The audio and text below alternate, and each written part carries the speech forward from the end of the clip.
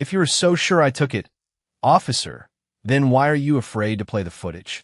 Vanessa Brooks stood beneath the bright white lights of the jewelry department, her voice calm enough to make the question feel sharper than a shout.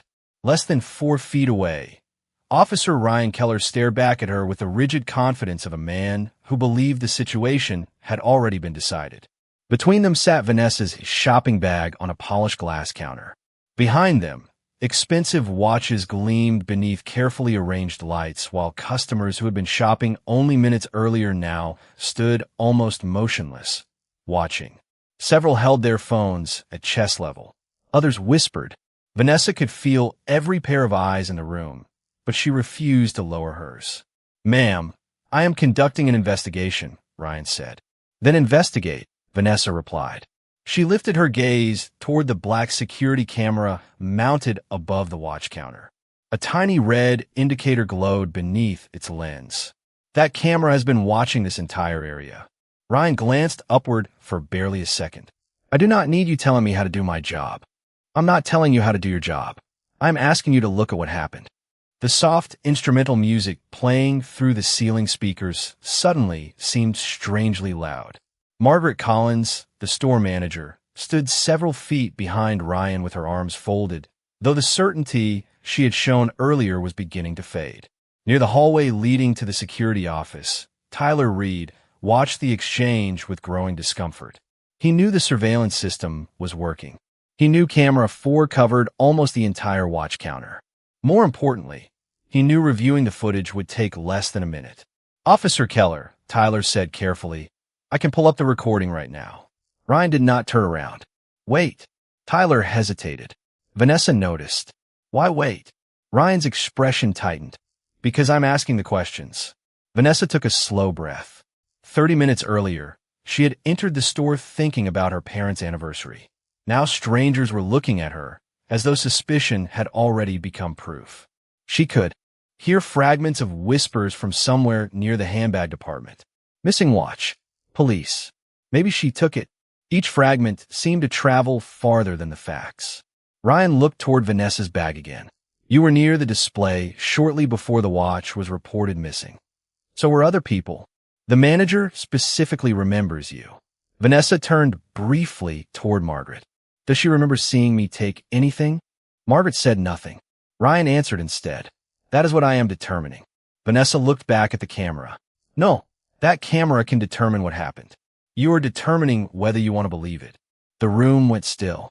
One customer slowly raised a phone higher. Tyler looked from Vanessa to Ryan, then toward the security office. Ryan seemed to realize that everyone was waiting for his next decision. "Ms. Brooks, remain here while I finish my investigation." Vanessa nodded once. "I've been standing here the entire time." Ryan looked at Tyler. "Do not access anything until I tell you." Tyler's eyebrows lifted. Margaret shifted uncomfortably. Vanessa said nothing more. She simply looked upward again. The camera remained fixed above them, silent and indifferent. It did not know Vanessa was black. It did not know Ryan wore a badge. It did not care who managed the store or who could afford the watches beneath the glass. It had only recorded what happened. Every movement, every second, every decision. And as Ryan stood beneath it refusing to press play, he had no idea that the one witness he was choosing to ignore would soon become the one witness nobody could argue with. 30 minutes earlier, Vanessa Brooks had walked into the store with no reason to believe anyone would remember her visit after she left. It was late afternoon in Richmond, and warm sunlight stretched through the tall front windows, laying long golden reflections across polished floors and glass display cases. Vanessa had come directly from work, still wearing a navy blouse, black slacks, and the comfortable shoes she relied on during long days. Her phone rang just as she reached the jewelry department. "Hey, Dad," she said, smiling. Her father immediately asked whether she had remembered the anniversary dinner that weekend. Vanessa laughed. "I remembered. I'm looking for something for you and Mom right now." Her father warned her not to spend too much money, which only made her smile wider. After promising she would see him Saturday, Vanessa ended the call and slipped the phone into her purse. She stopped at the watch counter first. Her father had worn the same inexpensive watch for nearly 15 years, insisting it worked perfectly even though the band had been repaired twice. Vanessa thought replacing it might be meaningful. A sales associate greeted her and unlocked part of the display. One watch caught Vanessa's attention immediately, a stainless steel model with a dark blue face. "That is beautiful," Vanessa said. The associate placed it carefully on a black presentation pad. Vanessa examined it, turned over the price tag, and quietly raised her eyebrows. $2,950. "My father would make me return this before dessert," she said. The associate laughed. Vanessa handed the watch back. "Let me look at something a little more reasonable." She moved toward another display about 20 feet away, where watches under $300 were arranged beside leather wallets and accessories. Behind her, the associate placed the expensive watch on its presentation pad while Margaret Collins, the store manager, approached with paperwork in one hand. Margaret glanced toward Vanessa, then toward the expensive watch. The look lasted only a moment. Vanessa never saw it. Above them, camera 4 recorded the counter from the customer side. Behind the register, a merchandise transfer box sat open beside several items scheduled to be moved to another display. Farther down the hallway, Tyler Reed monitored the store from a small security office lined with screens. 12 camera feeds showed entrances, registers, aisles, and display counters from different angles. Nothing appeared unusual. Nothing required his attention.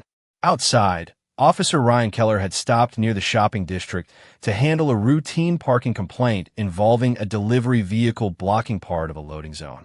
He was less than 100 yards from the store, unaware that he would soon be called inside. Vanessa continued comparing watches. She found one with a brown leather band priced at $189 and imagined her father pretending to complain before wearing it everywhere. She smiled to herself. At the expensive counter, another customer asked the sales associate for help. Margaret picked up the presentation pad and several nearby items to clear space. Her phone began ringing at the same moment. She answered it, turned toward the register, and placed what she was carrying beside the open merchandise transfer box. A second employee approached with a question. Margaret responded without looking down. Minutes passed. Vanessa remained across the department, still comparing gifts. Then Margaret returned to the expensive display and stopped. The black presentation pad was there. The stainless steel watch with the dark blue face was not. She checked beneath the counter. Nothing. She opened a drawer. Nothing. Her eyes moved across the department until they found Vanessa. The sales associate began to say something, but Margaret was already reaching for the store phone. No one had reviewed camera 4. No one had checked the merchandise transfer box. No one had established that a theft had even occurred. Yet before the first piece of evidence was examined, suspicion had already chosen where to look. Margaret Collins kept her eyes on Vanessa Brooks as she spoke quietly into the store phone. "We have a possible theft in the watch department," she said. The word possible should have left room for uncertainty, but her expression suggested she had already decided where that uncertainty ended. The sales associate stepped closer. "Ms. Collins, she gave the watch back to me." Margaret covered the receiver with one hand. "And where is it now?" The associate looked toward the empty presentation pad. "I put it down right here, but I was helping another customer." Margaret glanced toward Vanessa again. "Exactly." Tyler Reed arrived from the security hallway after receiving the internal alert. His first instinct was immediate. "Which item is missing?" Margaret pointed toward the empty pad. The stainless steel watch with a blue face. Almost $3,000. Tyler looked toward camera 4 above the counter. "I can review the footage." Margaret hesitated. Before she answered, the front doors opened and Officer Ryan Keller entered the store. The parking complaint outside had been resolved, and a store employee who recognized his patrol car had told him management wanted assistance with a suspected shoplifting incident. Margaret seemed relieved to see him. She walked toward Ryan and spoke in a low voice. Vanessa, still 20 feet away, noticed the officer only when both of them looked directly at her. She slowly placed the brown leather watch she had been considering back on its stand. Ryan approached. His gaze moved from Vanessa's face to her purse, then to the shopping bag beside her. "Ma'am, I need to ask you a few questions." Vanessa turned toward him. "About what?" "A watch is missing from this department." Vanessa looked toward the expensive display. The blue one.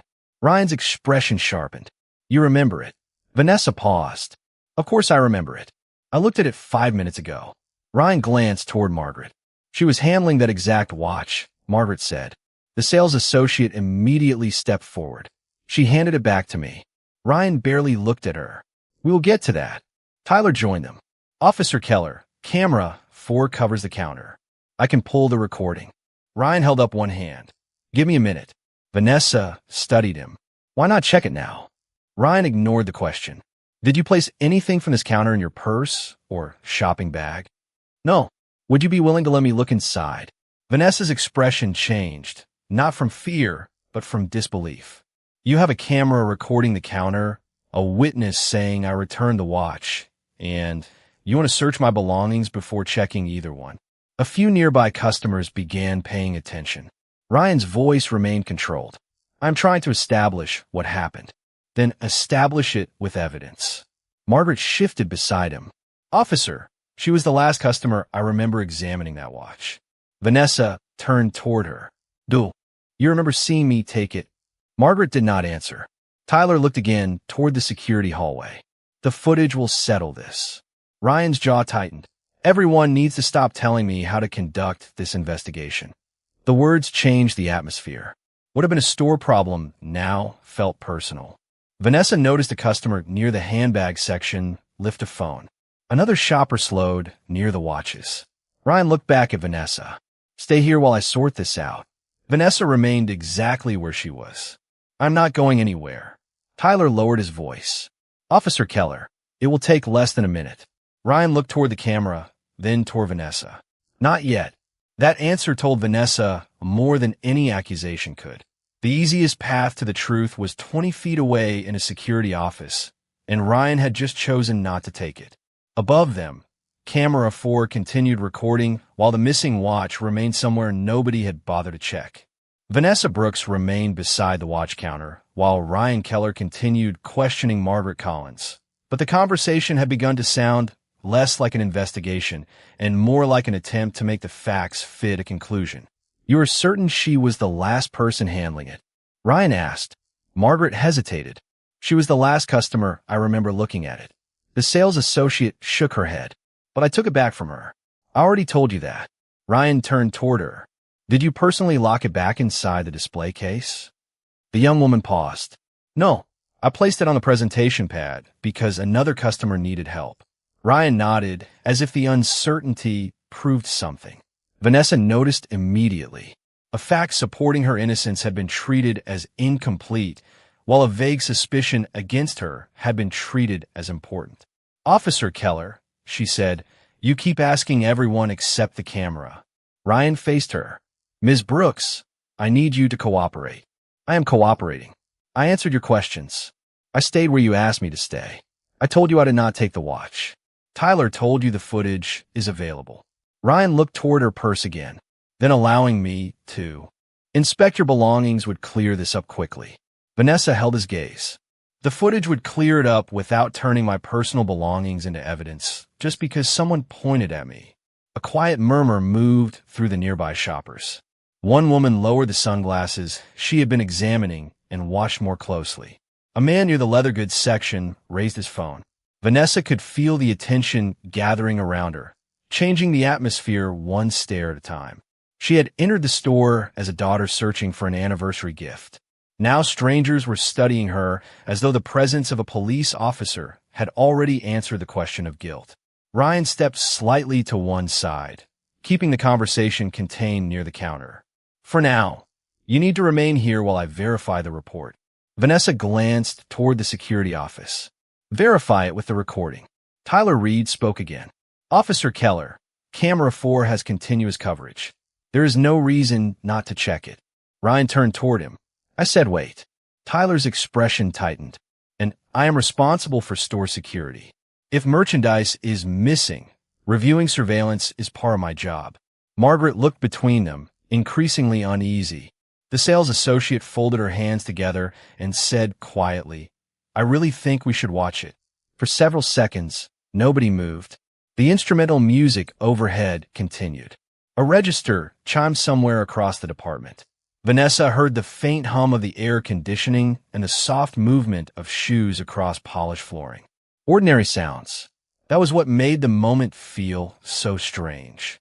Everything around her remained normal while her dignity was being weighed against an assumption.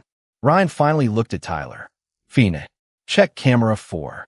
Tyler did not wait for another instruction. He headed toward the security office. Vanessa exhaled slowly.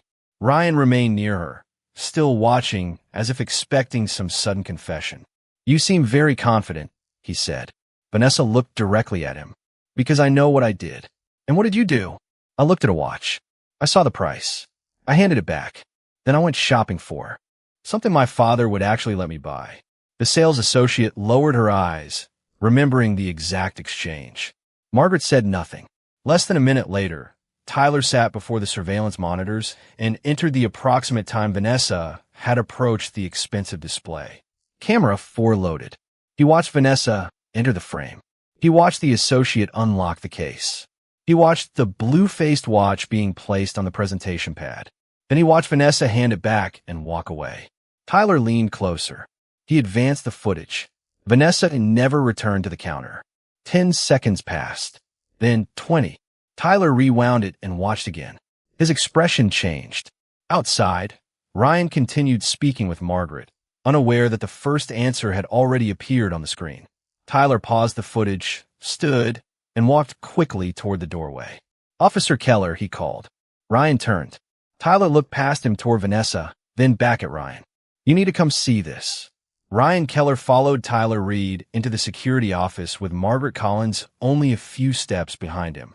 Vanessa Brooks remained near the watch counter, close enough to see the monitors through the open doorway, but far enough away to understand that Ryan still considered her the subject of his investigation. Tyler returned to camera 4 and moved the recording back several minutes. "This is when Ms. Brooks approached the display," he said. The screen showed Vanessa speaking with the sales associate. The associate unlocked the case, removed the stainless steel watch with the dark blue face, and placed it on the black presentation pad. Vanessa examined it, checked the price, smiled at something the associate said, then handed the watch directly back. Tyler paused the image. She returned it. Margaret stared at the monitor. Ryan said nothing. Tyler continued the footage. Vanessa walked nearly 20 feet away toward the lower-priced merchandise. She remained visible in the background while the sales associate placed the expensive watch on the presentation pad and turned to help another customer. Vanessa never approached the counter again. Tyler advanced another minute. Then, another. "She does not come back," he said. Ryan leaned toward the screen. "Does this camera cover the entire department?" Tyler looked at him. "It covers Ms. Brooks continuously from the time she leaves this counter." "That is not what I asked." Margaret shifted uneasily. Ryan pointed toward the edge of the image. "There is an area behind the register that camera 4 does not show." Tyler frowned. "That area is employees only." "But the watch is missing." Vanessa heard him from outside the doorway. "And the footage shows I did not take it." Ryan turned. "It shows you walking away from this counter. It does not explain where the watch went." Vanessa stared at him for a moment. "Then find out where it went instead of trying to find a new reason to blame me." Several customers were still watching from across the department. The man with the phone had stopped pretending to browse. The sales associate looked toward Ryan with open disbelief. "Officer Keller." I handed the watch back. "The video confirms that." Ryan folded his arms. "The investigation is not finished." Vanessa felt the meaning of those words settle over the room. Minutes earlier, the question had been whether she returned the watch. Now the recording had answered that question, and Ryan had simply moved the boundary. Evidence that should have ended the suspicion had become another obstacle for him to explain away. Tyler returned his attention to the monitors. "There might be another angle." Margaret looked at him. "Which one?" Tyler scanned the smaller feeds, then stopped at camera 7. It covered the employee side of the watch counter, including the register and the merchandise transfer area that camera 4 could not see. "This one." Ryan stepped closer. Tyler synchronized the timestamp with the first recording. On camera 7, the sales associate returned the watch to the presentation pad. Seconds later, Margaret entered the frame, carrying paperwork. She picked up several items to clear space near the register. Her phone rang. She turned, still holding the presentation pad. Then another employee approached her. Margaret stared at the monitor as her recorded image moved toward the open merchandise. Transfer box. Wait, she whispered. Tyler leaned forward. The footage showed Margaret lowering several items beside the box while continuing her conversation. For a fraction of a second, the blue face of the missing watch flashed beneath the overhead lights. Then another package blocked the view. Tyler paused the recording. Ryan's expression changed. Margaret took one step closer to the screen. Play that again. Tyler rewound 5 seconds. Everyone watched. This time, there was no mistaking it. The watch had never followed Vanessa away from the counter. It had remained behind the register, exactly where nobody had bothered to look. Tyler glanced toward the merchandise transfer area outside the office. If that box has not been moved, he said quietly, I think I know where the watch is. Tyler Reed left the security office and walked quickly toward the merchandise transfer area behind the watch counter. Margaret Collins followed him, her face tense as she watched him reach for the same cardboard transfer box visible in the recording. Ryan Keller remained near the doorway, while Vanessa Brooks stood several feet away with the customers still watching from across the department. Tyler placed the box on the counter and carefully removed several packaged accessories. A leather wallet, 2 box bracelets, a set of replacement watch bands. Then he stopped. Beneath a folded inventory sheet, a dark blue watch face reflected the overhead lights. Tyler lifted the stainless steel watch from the box and placed it on the glass counter. Silence spread through the department. Margaret stared at it.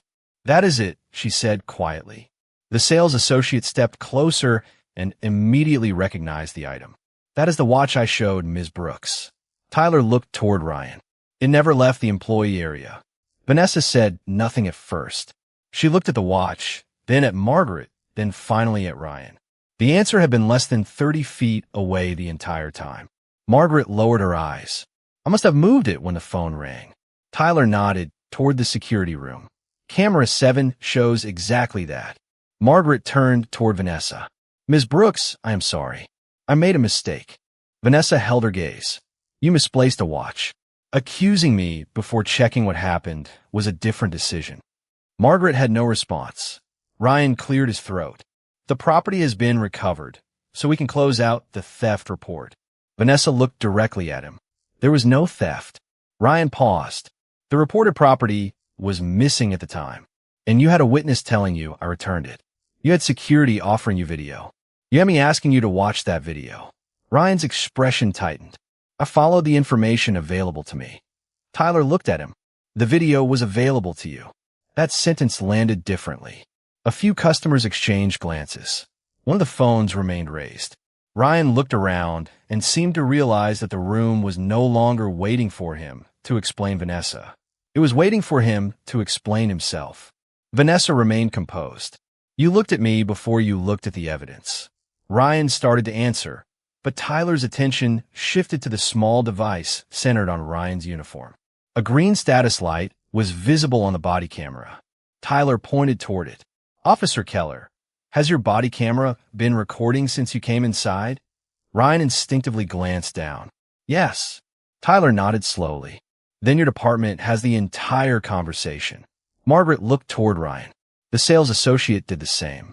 Vanessa's expression did not change, but the significance was immediate. Camera 4 showed her returning the watch. Camera 7 showed Margaret moving it into the transfer box. And Ryan's own body camera had preserved every moment between those two facts.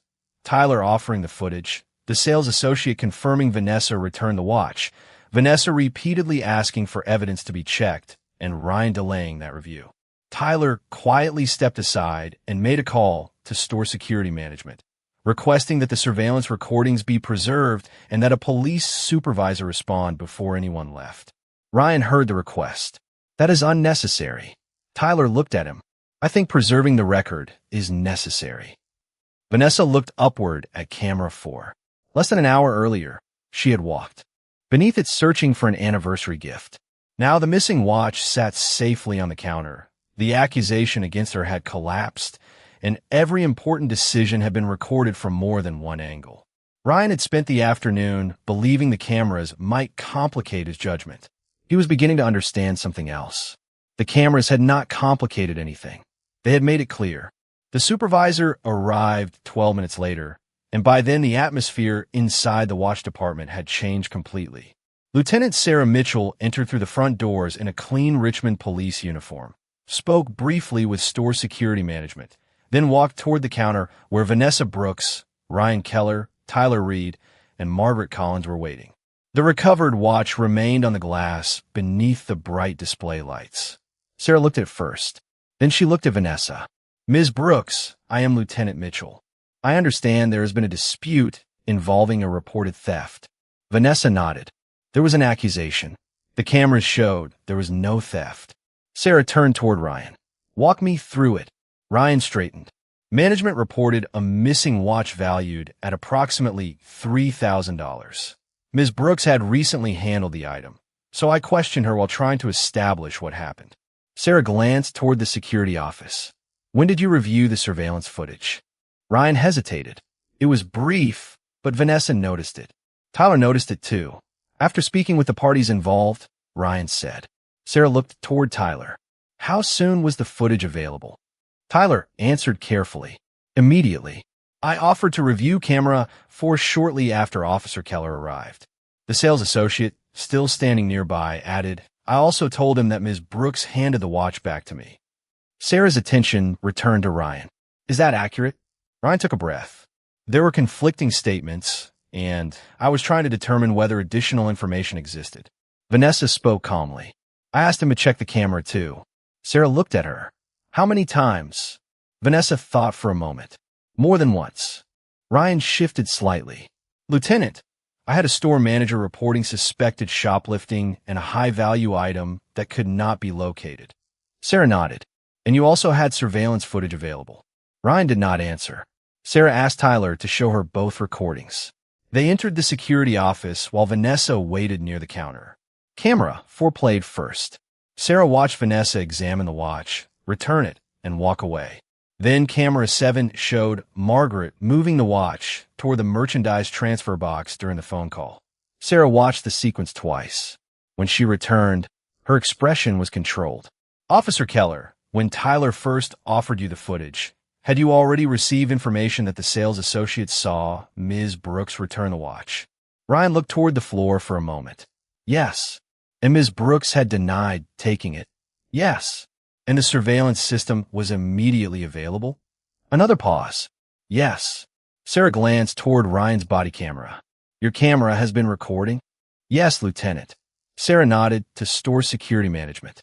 "Preserve both store recordings. I will make sure our department preserves Officer Keller's body camera footage." Then she turned to Vanessa. "Ms. Brooks, based on what I have reviewed, there is no evidence that you took this watch. You are free to leave whenever you choose." Vanessa held Sarah's gaze. "I appreciate you saying that, but I want the record to show something clearly." Sarah waited. "I did not become innocent when somebody finally watched the video. I was innocent when I walked through those doors." The words silenced the group. Margaret lowered her eyes. Tyler looked toward the monitors. Ryan stood beneath camera 4 without speaking. Sarah nodded slowly. "That distinction will be included in my report." Vanessa looked at Ryan. She did not demand an apology. She did not raise her voice. "You had the truth available before you had certainty," she said. "You chose certainty first." Ryan opened his mouth, but no answer came. Sarah instructed him to return to patrol headquarters after completing the necessary documentation and informed him that the incident would be forwarded for supervisory review. There was no dramatic punishment in the store, no public spectacle, only procedure beginning to move in the opposite direction. Vanessa picked up her purse. The brown leather watch she had intended to buy for her father still sat in a nearby display. She looked at it for a second, then turned toward the exit. Behind her, 3 separate recordings remained preserved. One showed what Vanessa had done. One showed where the watch had gone. And one showed what happened when a man trusted his judgment more than either of them. 3 days later, Vanessa Brooks received a call from Lieutenant Sarah Mitchell. Vanessa was sitting at her kitchen table with a cup of coffee beside her when Sarah explained that the incident had been referred for formal supervisory review. The store footage had been preserved. Ryan Keller's body camera recording had been secured. Statements from Margaret Collins, Tyler Reed, the sales associate, and several customers had been collected. What had happened inside the store was no longer a disagreement between two versions of the same afternoon. It had timestamps. It had witnesses. It had 3 separate recordings. Sarah told Vanessa that investigators would examine whether Ryan had followed department standards when he continued focusing on her despite having immediate access to evidence that could confirm or challenge the accusation. Vanessa listened quietly. "I do not want special treatment," she said. "I want the same treatment the next person should get." Sarah understood. That is why the review matters. At police headquarters, investigators reconstructed the timeline minute by minute. Margaret reported the missing watch. The sales associate said Vanessa had returned it. Tyler offered camera 4. Vanessa denied taking anything and asked for the recording to be checked. Ryan delayed reviewing it. When camera 4 supported Vanessa's account, he questioned whether another angle might change the conclusion. Then camera 7 showed exactly where the watch had gone. Finally, Ryan's own body camera preserved his responses throughout the encounter. The review could have ended there, focused on one officer. In one afternoon, it did not. A supervisor examining Ryan's record found several previous complaints involving people who said they had been treated as suspicious before available information was fully considered. Not every complaint involved the same circumstances. Not every allegation could be verified. Investigators were careful about that, but certain similarities demanded attention. A black college student questioned outside an electronics store after making a legitimate purchase. A black father stopped near his own vehicle after someone reported a suspicious person in a parking structure. A black nurse questioned after leaving a pharmacy late in the evening. Individually, each file contained uncertainty. Together, they raised a question the department could no longer dismiss easily. Was Ryan investigating facts, or was he sometimes deciding what the facts meant too early? The department expanded its review. Ryan was temporarily reassigned from public-facing patrol duties while the process continued. No instant verdict was announced. No dramatic punishment arrived overnight. Instead, reports were compared, recordings were reviewed, supervisors were interviewed, and old decisions were examined under new scrutiny. Harrington and Cole began its own internal review. Margaret acknowledged that she had focused on Vanessa before checking inventory procedures or surveillance footage. Store leadership revised its loss prevention guidance, so employees would verify available records and merchandise movement before escalating uncertain situations whenever circumstances allowed. Tyler was asked why he had kept insisting on the cameras. His answer was simple: because they were already there. Vanessa learned about the changes gradually. None of them erased the afternoon. Policy could not remove the memory of strangers watching her beside that glass counter. An investigation could not give back the moment when a routine shopping trip became a public accusation. But accountability, she realized, was not the same thing as revenge. Revenge wanted someone else to feel small. Accountability asked why the mistake happened and what would prevent it from happening again. Several weeks into the review, Sarah called Vanessa once more. Investigators had identified enough concerns to continue formal proceedings involving Ryan's judgment and investigative conduct. Vanessa looked out her kitchen window as Sarah explained the next steps. One missing watch had started the entire chain. Yet the watch had never truly been the biggest thing that disappeared that afternoon. For a while, evidence had disappeared beneath assumption, doubt beneath authority, and one woman's ordinary humanity beneath somebody else's certainty. Now, every preserved recording was bringing those things back into view. 6 weeks later, Vanessa Brooks stood across the street from the same Richmond department store and wondered whether going back inside mattered. The afternoon was bright. Traffic moved steadily through downtown, and people passed the storefront without knowing anything about what had happened there. Vanessa could have kept walking. Then her phone rang. Her father. "You still owe us an anniversary gift," he said with exaggerated seriousness. Vanessa smiled. "I bought you dinner. Dinner is gone. I have no evidence it ever existed."